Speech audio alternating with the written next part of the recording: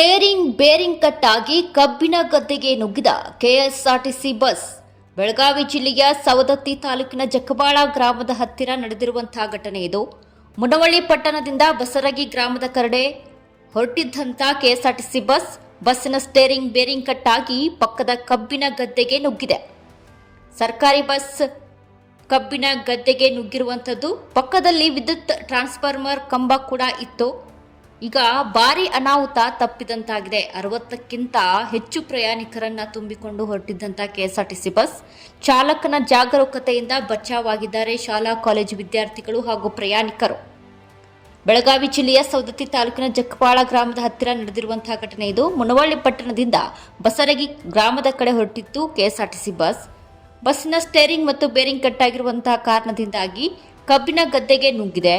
ಇನ್ನು ಅಲ್ಲೇ ಕೂಡ ಪಕ್ಕದಲ್ಲಿ ವಿದ್ಯುತ್ ಟ್ರಾನ್ಸ್ಫಾರ್ಮರ್ ಕೂಡ ಇದೆ.